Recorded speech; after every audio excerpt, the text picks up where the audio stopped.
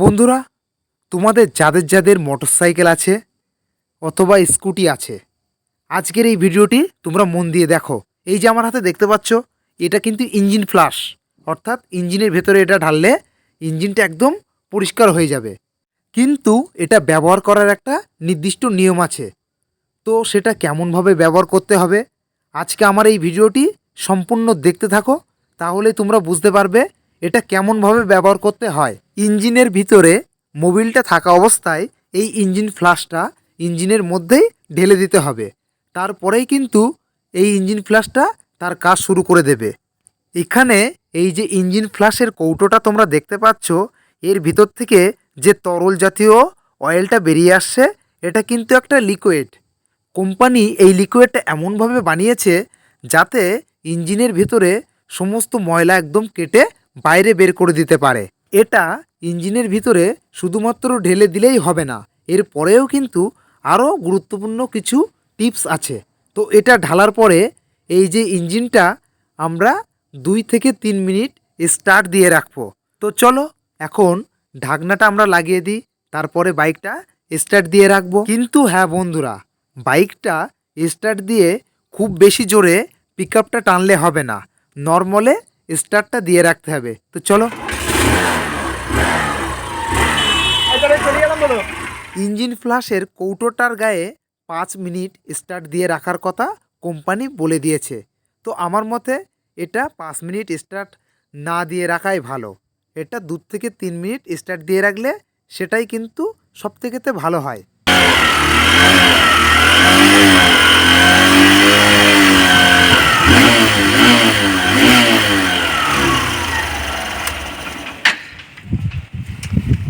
তো চলো বন্ধুরা, এখানে তো আমরা 2 মিনিট স্টার্ট দিয়েই রাখলাম।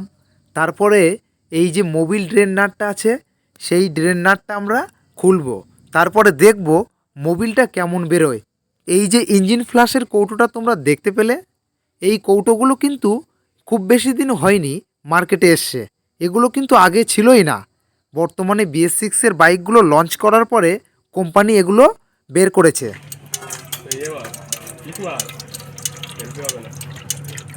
দেখো এখানে যে পোড়া মোবিলটা আমরা বাইরে বের করে ফেলছি, এগুলোতে কিন্তু ইঞ্জিন ফ্লাশটা মিক্সড আছে, আর এই মোবিলটা একদমই হালকা হয়ে গিয়েছে।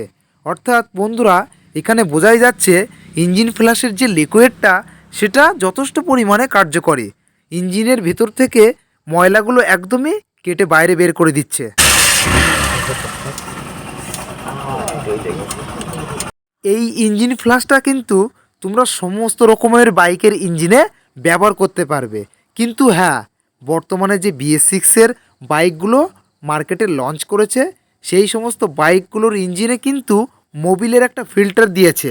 তো এই ইঞ্জিন ফ্লাশটা ব্যবহার করলে মোবিল ফিল্টারটাও কিন্তু অবশ্যই পাল্টে ফেলতে হবে।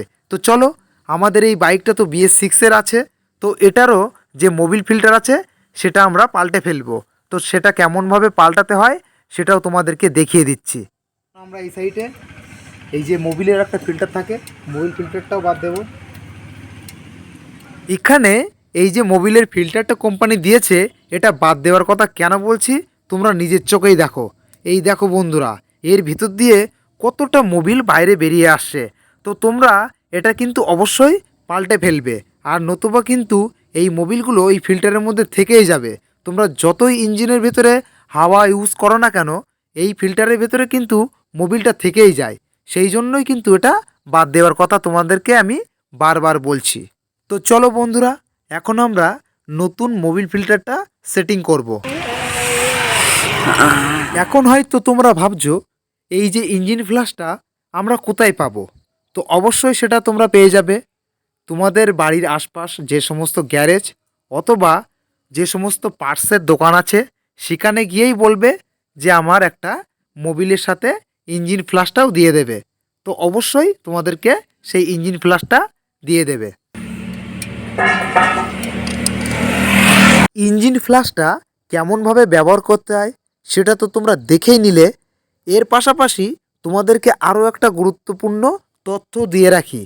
এই যে বর্তমানে বাইকগুলো আমরা ব্যবহার করছি, এই বাইকের সবথেকে মূল্যবান জিনিস কিন্তু মোবিল, অর্থাৎ ইঞ্জিন অয়েল। বন্ধুরা, তোমরা কিন্তু উল্টোপাল্টা ইঞ্জিন অয়েলটা ব্যবহার করে নিজেদের শখের বাইকটা নষ্ট করবে না।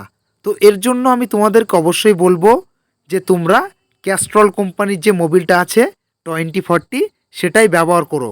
সেটাই কিন্তু বর্তমানে সবথেকে ভালো মোবিল।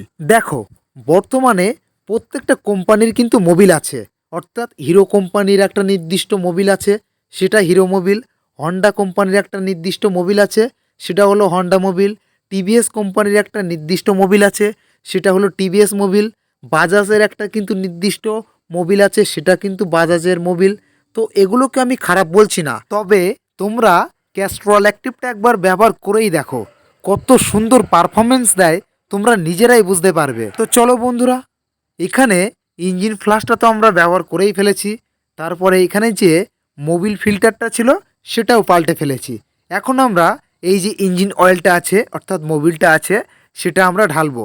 তো এখানে তো তোমরা আমার হাতে দেখতেই পাচ্ছ ক্যাস্ট্রল অ্যাক্টিভের যে কৌটোটা, এটা কিন্তু 2040। তো এই মোবিলটা আজকে আমরা এই ইঞ্জিনটাতে ঢালবো। তোমরা শুধু একটু মোবিলটার দিকে তাকিয়ে দেখো, কত সুন্দর কালার। তো এটা শুধু কালারে নয়, এটা কাজেও কিন্তু খুব সুন্দর। সেই জন্যই কিন্তু ক্যাস্ট্রল অ্যাক্টিভটা বর্তমানে বিশাল পরিমাণে মার্কেট ধরে ফেলেছে। যাই হোক বন্ধুরা, এই ক্যাস্ট্রল অ্যাক্টিভটা কিন্তু তোমরা 2000 কিলোমিটার অবধি ব্যবহার করতে পারবে। তোমরা যদি মনে করো যে স্কুটিতে এই ক্যাস্ট্রল মোবিলটা ব্যবহার করবে, সেটাও পারবে।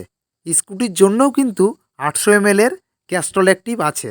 এছাড়াও কিন্তু বাজাজ কোম্পানির যে বাইকগুলো আছে সেগুলোতে কিন্তু 1 লিটার করে মোবিল লাগে, তার জন্যও কিন্তু এই ক্যাস্ট্রল কোম্পানি 1 লিটারের মোবিল বের করে রেখেছে। যাই হোক বন্ধুরা, আজকে আমাদের এই ভিডিওটাতে মেন টপিক ছিল কিন্তু ইঞ্জিন ফ্লাশটা নিয়ে। তো সেই ইঞ্জিন ফ্লাশটা কেমনভাবে ব্যবহার করতে হয় সেটা তো তোমাদেরকে একদমই ডিটেলসে দেখিয়ে দিয়েছি। তোমাদের ইঞ্জিনটা যদি ভালো রাখতে চাও তো ইমিডিয়েটলি তোমরাও ইঞ্জিন ফ্লাশটা ব্যবহার করো। তো চলো বন্ধুরা, আজকের ভিডিওটি তো অনেকটাই লম্বাই হয়ে গিয়েছে। তো আজকের ভিডিওটি আর খুব বেশি লম্বা করব না, আজকের ভিডিও এখানেই শেষ করে দিচ্ছি। দেখা হবে আবার একটি নতুন ভিডিও নিয়ে। ততক্ষণ তোমরা ভালো থাকবে। Tata, bye bye.